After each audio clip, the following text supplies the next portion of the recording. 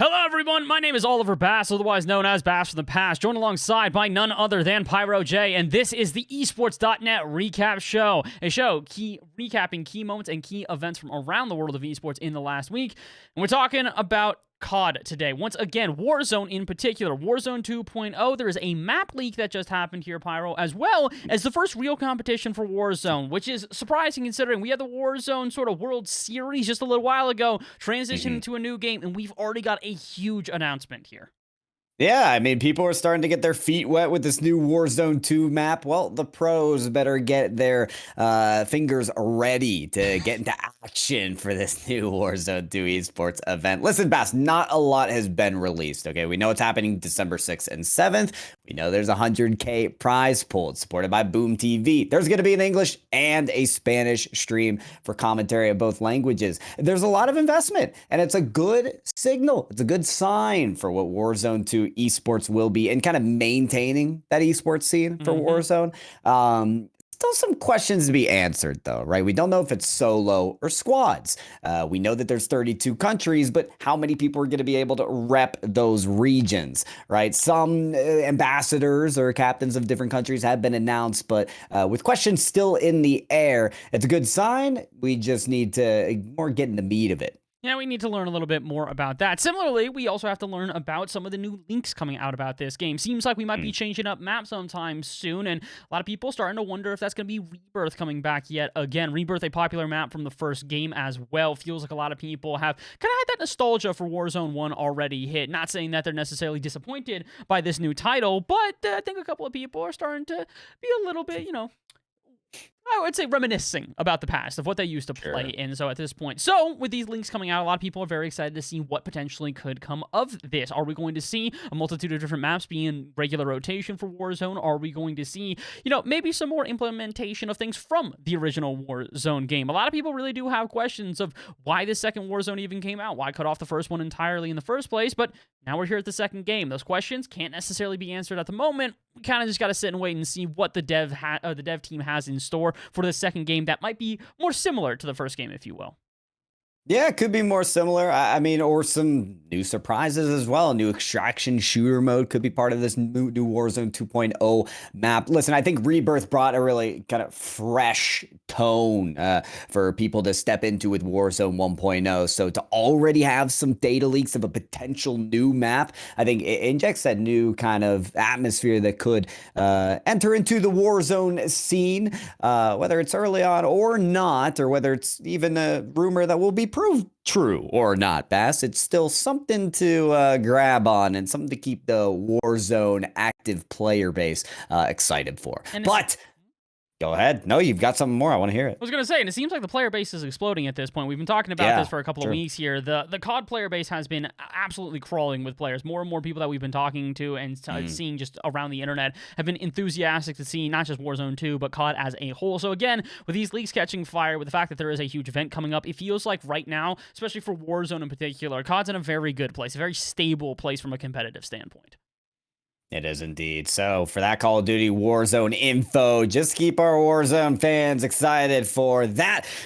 Esports events and potential new maps is something to be very excited for with those data leaks, but there's even more esports news that we've got to cover here, and that is the implications of a new salary cap for the LPL. Bass, there's some players that are getting paid a whole lot of money over the LPL, but all of a sudden, maybe not so much. Yeah, it kind of feels like this kind of came out of nowhere. Well, maybe not necessarily out of nowhere, but it was rather rushed in the implementation of it itself. What we're talking about is an LPL salary cap at $1.5 million. Now, $1.5 million sounds like a lot, but when you take into account that TES's Knight last year signed for a rumored 45 million RMB, approximately 6.4 million USD, you're looking at this and going, well, how are they going to do this correctly? The answer is they're going to have a couple of, let's call it, they call it exceptions. I think another good word would be use contingencies. If you do break any of these rules, you're all of a sudden going over a salary cap, and then you're going to have to pay a luxury tax. Now, the exceptions that they have are a top talent pick, which gives them sort of, an exclusivity to a top talent, a biannual exception so that they can sign players to multiple years, and a rookie exception so you can pay new players and not necessarily have that eaten to your salary overall. But the big issue that you and I were talking about here, Pyro, is the fact that this has happened, but it's been, again, kind of rushed. The players aren't necessarily as prepared for this. There's not a players association that has been founded for this. So as much as this is a very good idea, it's a little bit of an odd implementation for how they've done it.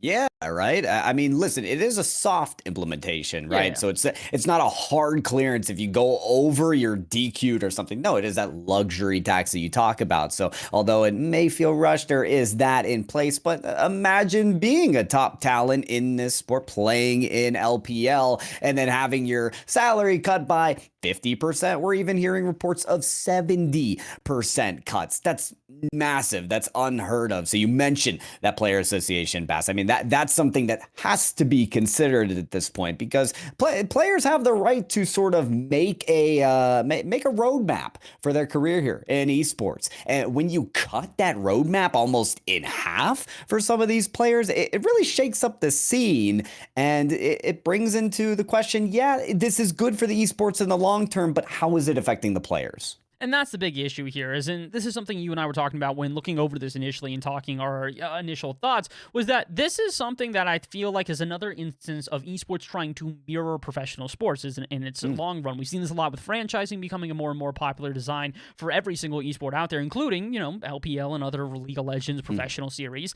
But the issue for me more than anything else with this one is that we're not like sports quite yet. Yes, the salaries are starting to get there. $6.4 million a year is a better contract than you'll see in a lot of professional sports for a lot of players throughout their entire career. But also at the same time, those careers can tend to last at a minimum 5 years or so. In esports, that's not always a guarantee of 5 years, especially considering these newer generations are taking over time and time again. And when you're looking at the numbers here of rumors coming from players like EDG's Lao Yu, it seems like there are multiple players who are on contracts exceeding millions of salaries, with a rumored at least 5 million over that 30 million RMB salary and 15 over the 10 million amount. So there's a lot of players who seemingly are just kind of having their entire salary axed here, and for not much reason. Again, if you want to try and keep sort of a justice system, an honor system to the teams playing, discuss with the players first, because otherwise all you're doing is giving benefit to these organizations that are running these events and basically going, okay,